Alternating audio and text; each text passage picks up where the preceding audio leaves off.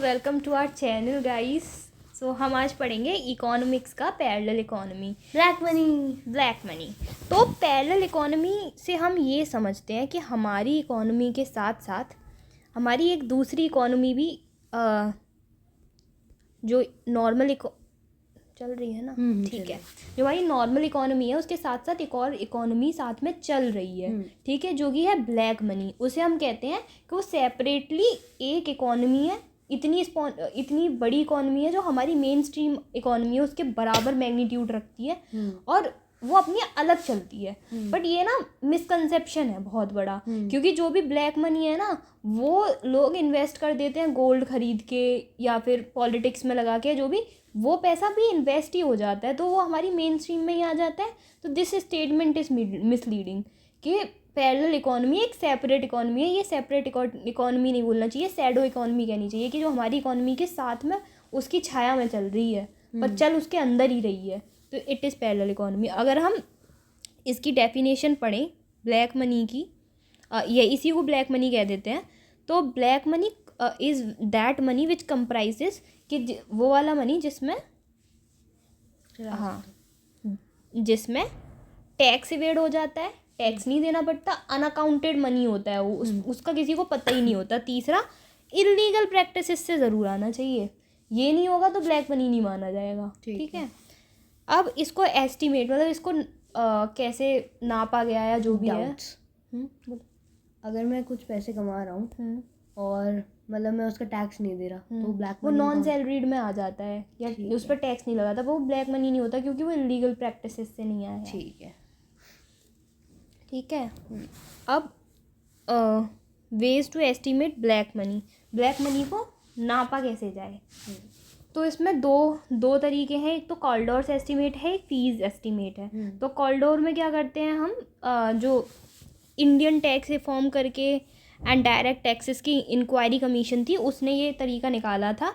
हम पूरा जो हमारा इनकम आया है टोटल इकोनॉमी में उसमें क्या करते हैं, सैलरीड इनकम निकालते हैं पहले तो उस पूल से। फिर हम करते हैं रिमेनिंग इनकम जो बचती है उसमें नॉन सैलरीड वाले जो लोग हैं जिन्होंने टैक्स नहीं दिया है उन पर टैक्स लगा के देखते हैं कि इन पर टैक्स लगता तो कितना पैसा खर्च होता। फिर हम टोटल करते हैं। अब टोटल जितना टैक्स पे हुआ है और जितना होना चाहिए था उनका डिफरेंस वगैरह निकाल के हम निकालते हैं कि इतना टैक्स ब्लैक मनी की वजह से पे नहीं हो पाया है। अच्छा। पर ये तो नॉन सैलरीड का कर रहे हैं। देखो, नॉन सैलरीड का डिडक्ट किया, रिमेनिंग इनकम भी being non salaried it was seen how much income can be exempted, कि कितनी इनकम एग्जाम करी जा सकती है। टोटल इनकम थी, टोटल इनकम में से सैलरीड वाली निकाल दी। अब नॉन सैलरीड वाली कितनी बची, ठीक है, उस पर क्या किया, left over income is the one on which tax has to be paid, जिस पर टैक्स पे करना होगा, ठीक है। कि कॉम्प्लेक्स ही नहीं मैं बता रही हूँ, कॉम्प्लेक्स ही नहीं करते हैं। तुम बस इतना मानो, सैलरीड वाली हटा दी, नॉन सैलरीड हटा दी, अब फिर भी टोटल में से कितना टैक्स बच रहा है। लेफ्ट ओवर इनकम जो बची है, left over income is the one on which tax has to be paid. Income tax department accounts for seen that how much tax has been paid, जितना पेड हो गया और जितना पे करना है, जितना बचता है वही ब्लैक मनी आ जाता है, ठीक है। Illegal activity income is still not part of the, अब इलीगल एक्टिविटीज़ का पार्ट ही नहीं थी तो ये मतलब फुल प्रूफ है ही नहीं। हाँ, ठीक है, समझ गया। इन्होंने उसको पार्ट नहीं किया, ये इसका लूप होल है। सेकंड वाला होता है फीस एस्टिमेट, ये पूनम गुप्ता और संजीव गुप्ता ने दिया था। इसमें वेलोसिटी ऑफ मनी देखी जाती है। वेलोसिटी ऑफ मनी माने होता है कि कितने लोगों के पास वो मनी गया। मैंने तुम्हें दिया, तुमने अविनाश को दिया, अविनाश ने दिवांशु को दिया, ये हो गई वेलोसिटी ऑफ मनी, ठीक है, कि कितने हैंड्स चेंज करे। अब ये कैसे काम आती है, इसमें हम ना टोटल ट्रांजैक्शन कैसे निकालते हैं। पहले हमें टोटल ट्रांजैक्शन निकालना होता है क्योंकि हम एक रेशियो से पहचानते हैं कि कितना मतलब वो ब्लैक मनी आया होगा। तो इसमें टोटल ट्रांजैक्शन में भी दो चीज़ देखते हैं, transaction through cheque, transaction through currency. अब करेंसी का भी टोटल निकालना होता है, चेक का भी टोटल निकालना होता है, तभी टोटल ट्रांजैक्शन आएगा। करेंसी का टोटल निकालने के लिए turnover of unit of currency, मतलब वो करेंसी कितनी बार मतलब चेंज हुई थी, कितनी लोगों पे गई थी, इनटू टोटल करेंसी कितनी है, ठीक है। हाँ। मतलब velocity of currency into total currency. ऐसे ही चेक का देखेंगे, velocity of cheque into total cheque, total note of cheque in circulation, total number of cheque. ठीक है। अब बेंचमार्क ईयर सेट करते हैं फिर जिसमें कोई इलीगल एक्टिविटी नहीं हुई थी, इसलिए इसमें इलीगल चीज़ों को भी ध्यान में रख के किया गया है। जहाँ इलीगल एक्टिविटी नहीं हुई थी फॉर दिस बेस ईयर, तो फिर क्या करते हैं हम टोटल ट्रांजैक्शन का और उस बेस ईयर का रेशियो निकालते हैं। ठीक है। कि यहाँ कोई इलीगल एक्टिविटी भी नहीं हुई थी और इसमें इतना ट्रांजैक्शन हुआ था। अब देखते हैं आगे। It was assume that no illegal activity took place for this year, ratio of amount of transaction to GNP was known. ठीक है। Estimate of concern year for magnitude of legal and illegal activities found by dividing total volume of transaction in that particular year by the base year. ठीक है। जो total transaction हुआ है उसे base year से divide करके देखते हैं, फिर उससे एक रेशियो निकल के आता है, वो बता देता है कि कितना ब्लैक मनी होगा। लूप होल ये था, ट्रांजैक्शन में हुंडी बिल्स नहीं आते थे। ऐसा पता नहीं कौन से वाले बिल्स होते हैं ये, हुंडी बिल्स का मुझे पता नहीं होता। इनके थ्रू भी ट्रांजैक्शन होते हैं पर वो इसमें कैलकुलेट ही नहीं करे जा पा रहे थे। तुम करेंसी कैलकुलेट कर लिए, तुम ट्रांजैक्शन वो कर लिए, पर हुंडी बिल्स का क्या है। ठीक है। अब इन सब ने फाइंड क्या किया था कि ब्लैक मनी बहुत ज़्यादा बढ़ गया है, और सिर्फ एब्सोल्यूट टर्म्स में नहीं, रिलेटिव टर्म्स में भी बढ़ गया है। मतलब जो नॉर्मल मनी है उसके रिलेशन में कंपेयर करें तो भी बढ़ गया है। ठीक है। ब्लैक इनकम जो है उसका एस्टिमेट पहले 10% था, सिर्फ 75 में। 83-84 में 46 हो गया, और इन 4 साल के अंदर 87 में 51% हो गया वो। अब वो GNP से ज़्यादा हो चुका है। Rate of growth of black money generation is faster than the rate of growth of GNP। फिर हाइयर वो रेट्स की वजह से वो मैसिव टैक्स इवेजन हो गया। टैक्स नहीं दे रहा कोई, टैक्स नहीं दे रहा क्योंकि इनकी ब्लैक मनी की वजह से टैक्स का रेट बढ़ाना पड़ा, और फिर कोई टैक्स नहीं दे रहा। अब नो इफेक्टिव मेजर, कोई इफेक्टिव मेजर भी नहीं लिए गए इसकी ग्रोथ को चेक करने के लिए। अब फैक्टर क्या रिस्पॉन्सिबल है, मतलब ब्लैक मनी के लिए फैक्टर क्या रिस्पॉन्सिबल हो रहे हैं, तो it is diversion between acceptable net of return and legally permissible net return. ये क्या है कि हम जो एक्सपेक्ट कर रहे हैं कि हम टैक्स देंगे तब भी हमारे पास ज़्यादा प्रॉफिट बचेगा, लेकिन गवर्नमेंट उतना परमिट करती नहीं है। हमारे पास जब हम टैक्स पे कर देते हैं हमारे पास प्रॉफिट बहुत कम बचता है, तो रिटर्न जो है हमारे पास कम रह पा रहा है। मतलब गवर्नमेंट के जो लीगली परमिसेबल रेट है वो कम है, और हम जितना एक्सपेक्ट कर रहे हैं वो ज़्यादा है। अब एक्सपेक्टेशन के अकॉर्डिंग नहीं आता है, तो इसकी वजह से क्या होता है, लोग छुपाने लग जाते हैं अपनी मतलब इनकम और ये सब छुपाने लग जाते हैं, तो इसकी वजह से ब्लैक मनी आ जाता है। लेकिन एक रिपोर्ट आई थी, स्टडी की गई थी काबरा करके किसी ने करी थी 1971-78 के करीब। तो इसमें बोला गया, उन्होंने देखा था कि हमने टैक्स रेट्स भी कम करके देख लिए, तब भी टैक्स इवेजन हो रहा है। पता नहीं लोग ग्रीड की वजह से किसकी वजह से तब भी कर रहे हैं। But tax evasion continued and was 82% only during emergency के टाइम पर टैक्स रेवेन्यू बढ़ा था, वरना नहीं बढ़ा था। Tax revenue has increase, thus it was founded there was no relation between tax rates and tax evasion. इनके बीच में कोई रिलेशन ऐसा सच है नहीं, पर हम इसको रीज़न मानते हैं। फिर सेकंड हो सकता है कि बहुत ज़्यादा कंट्रोल गवर्नमेंट ने लगा रखा है, रेगुलेशन और लाइसेंसिंग, कि हम ये बिज़नेस करेंगे तो इस पर ये वो लाइसेंसिंग लगेगी, कंट्रोल। तो हम अपना पैसा बताते ही नहीं है कि हम इस तरीके से पैसा कमा रहे हैं, तो उसकी वजह से ब्लैक मनी आता है। तीसरा, गुड्स की स्कैरसिटी है। लोग क्या करते हैं, इन गुड्स को छुपा लेते हैं, फिर ब्लैक में बेचते हैं, होर्डिंग करते हैं, होर्डिंग ऑफ गुड्स हो जाती है। ठीक है। Complex law and procedure for getting approvals, वही चीज़ कि लॉज ऐसे हैं, प्रोसीजर ऐसे हैं कि हमें अप्रूवल्स ही नहीं मिलते हैं। फिर low salaried of public servant at lower levels पे जो पब्लिक सर्वेंट होते हैं उनकी सैलरी कम होती है, तो प्राइवेट की तरफ भाग जाते हैं। फिर जो नॉन डिजर्विंग लोग होते हैं वो इधर आ जाते हैं, वो करप्शन करते हैं। इसमें यही बोला है कि so smart brains went to private sector and those who came were corrupt, जो बाद में आते हैं वो करप्ट होते हैं। चौथी चीज़ हो सकती है कि बहुत ज़्यादा प्रोटेक्शन इंडस्ट्रियलिस्ट को दे रखा है। अब इंडस्ट्रियलिस्ट के साथ जो ब्यूरोक्रेट ऑफिशियल्स होते हैं वो पहले ही वो कर लेते हैं, सेटिंग कर लेते हैं, वो उनको ब्राइब करते हैं, वो उन्हीं को अप्रूवल्स देते हैं, तो उनको मोनोपोली सेट करने में हेल्प कर रहे हैं एक तरीके से. They didn't want to increase competition, licensing and control are actually giving rise to more monopolistic activities. By bribing official they are able to avoid competition. ठीक है. अब आता है सातवां, अगर हम बोलें तो जैसे इलेक्शन कैंपेन्स हो रहे हैं, तो वहाँ पे पैसा कहाँ से आ रहा है? पैसा आ ही इधर से रहा है, जो ब्लैक मनी है वो उनको दे देते हैं. तो ये भी एक फैक्टर है कि जो ब्लैक मनी था वो वहाँ लग गया, तो वो अच्छी चीज़ों में चला गया, अच्छी चीज़ नहीं पर मेन इकोनॉमी में आ गया. तो ये भी रीज़न है उसका. There has been cost of election campaigns.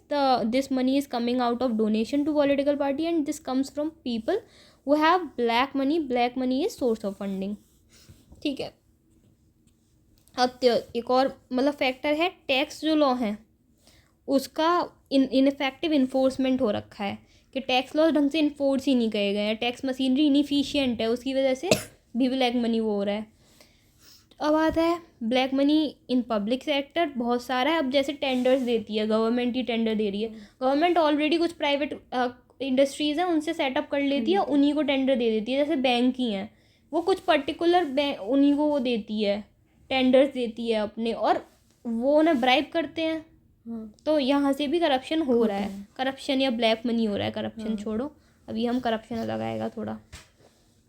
अब ये है ऐसे ही, इसमें एग्जांपल दिया था, एक HP सिंडिकेट करके था, सिंडिकेट बैंक HP, वो अरेस्ट की गई थी क्योंकि वो सर्टेन इंडस्ट्रीज़ को ही वो टेंडर देती थी बाय टेकिंग ब्राइब. हाँ ठीक है. There is over invoicing of import and under invoicing of export, कि जो इम्पोर्ट्स होते थे उनको तो दिखाता था कि ज़्यादा पैसे के हुए हैं, और एक्सपोर्ट्स जो होते थे उनको दिखाते थे कि कम, मतलब कम एक्सपोर्ट हुआ है.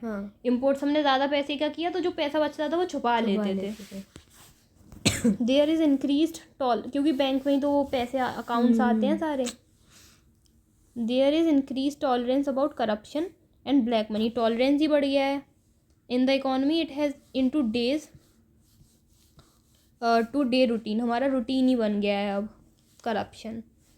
अब हम डेफिनेशन ऑफ करप्शन देखें तो करप्शन वही है कि कोई इंसान, पब्लिक पर्सन, अपनी जॉब असाइन करने के लिए, मतलब जॉब परफॉर्म करने के लिए किसी से डिमांड करता है, एक्सेप्ट करता है पैक्यूनरी फेवर्स, मतलब पैसे. तो यही है करप्शन. इसमें मिसयूज़ ऑफ पब्लिक फंड्स भी हो सकता है कि पब्लिक फंड से हमने पैसा यूज़ कर लिया, या पब्लिक ऑफिस को गलत तरीके से यूज़ कर लिया पर्सनल गेन के लिए. It is corruption. Transparency internationals जो है एक करप्शन पर्सपेक्शन इंडेक्स बनाती है. उसमें 100 नंबर उनको मिलते हैं जो बिल्कुल करप्शन फ्री है, और 0 नंबर वो जिसको मिलते हैं वो जिसमें बहुत ज़्यादा करप्शन है. तो इंडिया 36 पे है. इंडिया का रैंक बहुत ख़राब है, 94 पे है 177 कंट्रीज, और पाकिस्तान बांग्लादेश से ऊपर है. इसमें न्यूजीलैंड 91 हाईएस्ट स्कोर पे है. ब्लैक मनी के इम्पैक्ट क्या होते हैं? इसमें है स्टेट का रेवेन्यू ख़त्म हो जाता है, तो स्टेट पब्लिक फंड, मतलब पब्लिक पे जो खर्च करती है वो कम कर पाती है. स्टेट एक्सचेंजुअर, मतलब it leads to loss of state that was, हम तो यही लिखेंगे. इसकी वजह से रिग्रेसिव टैक्स स्ट्रक्चर लगाना पड़ता है. पुअर से ज़्यादा फेस करते हैं प्रॉब्लम. देन अमीर लोग इनडायरेक्ट टैक्स लगाते हैं, GST वगैरह करके. इसका इम्पैक्ट ये भी है ब्लैक मनी का, क्योंकि अमीर तो साले पैसा छुपा दिए. उन पे लग रहा है, उन पे टैक्स, गरीबों पे टैक्स लग रहा है. अब it has adverse effect on production and it leads to distortion. Adverse effect on production भी आता है. लोग क्या करते हैं, ऐसे गुड्स बनाने में ज़्यादा खर्च करते हैं जो कंजप्शन के लिए एसेंशियल भी नहीं है. कॉन्स्पिकुअस कंजप्शन के लिए खर्च करते हैं. Expenditure on conspicuous consumption on non essential items. Product pattern is title favour of rich class. सिर्फ रिच क्लास को ही फेवर कर रहा है. लग्जरी गुड्स बनाता है. इसमें एक और आएगी कि there are more amount of investment in precious stones and jewelleries पे खर्च करने लग गए हैं. Less money for priorities area पे खर्च ही नहीं कर रहे हैं ज़्यादा. ब्लैक मनी वहीं ज्वेलरी वहीं पे खर्च होता है. अब जैसे ज़मीन खरीदी तो कागज़ों पे दिखाएंगे कि कम की खरीदी. लग्जरी हाउस खरीदने उनको, पर एक्चुअल में वो महंगी बेचते हैं। तो इससे मिडिल क्लास को बहुत ज़्यादा वो होता है कि उनको महंगा मिल रहा है घर वगैरह, और ये वो जो खरीदते हैं ज़मीन वो ब्लैक मनी से खरीदते हैं। There is diversion of investment in purchase of real estate and luxury houses and pushes up the price of the land, which ultimately prices out the middle class and lower class. There is a large scale under evaluation of such property on paper.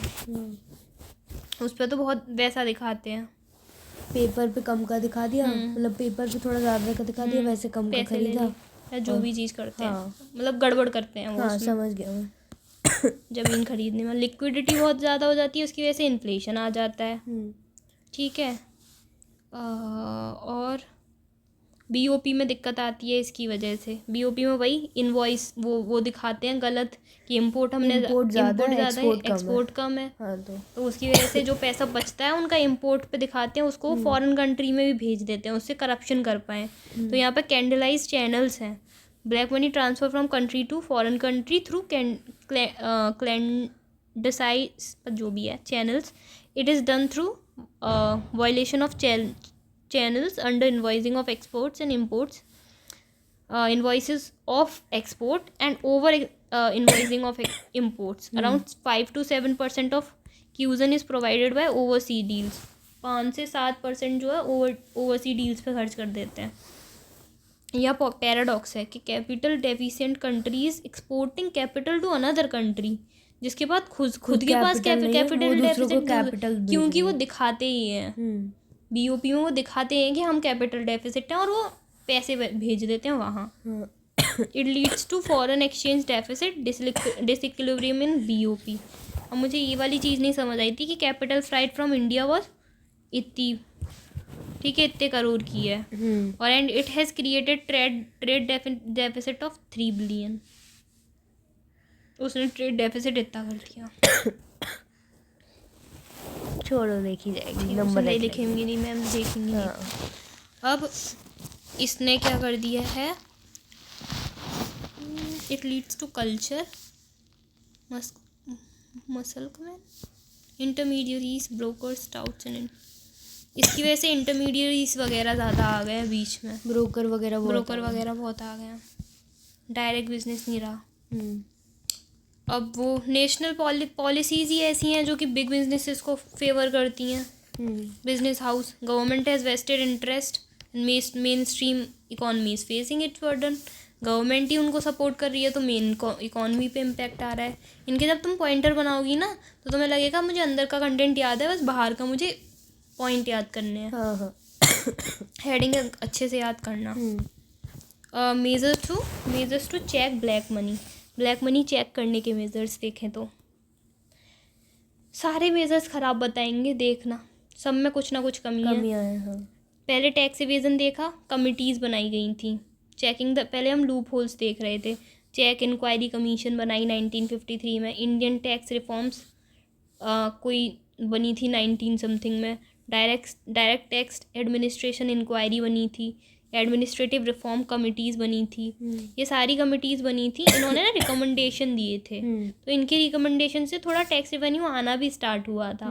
तो ये सबसे better machinery रही थी अभी तक की committee बनाई थी उन्होंने, वो रिकमेंडेशन दिए थे। बाकी सेकंड हमारी डीमोनेटाइजेशन आया था 1946 में हुआ, 78 में हुआ, 2016 में हुआ। इनको लगा कि डीमोनेटाइजेशन करेंगे तो टैक्स वो कम हो जाएगा, पर उससे भी कोई फ़ायदा नहीं हुआ। ब्लैक मनी निकल रहा है। हाँ, घंटा कुछ नहीं हुआ। It is never consider an effective way to unearth black money because not all of its form is currency, क्योंकि करेंसी में होते ही नहीं है। गोल्ड में लोग करके रखते हैं, ज्वेलरी और उसमें खरीद के रख देते हैं। हमारी मेन इकोनॉमी में ही आ गया है। वैसे भी एक आई वॉलंटरी डिस्क्लोजर स्कीम, इसको बोला गया कि लोग अपने आप डिस्क्लोज कर दें, हम उनको छोड़ देंगे और बस अपना पैसा उस पर टैक्स पे कर दें।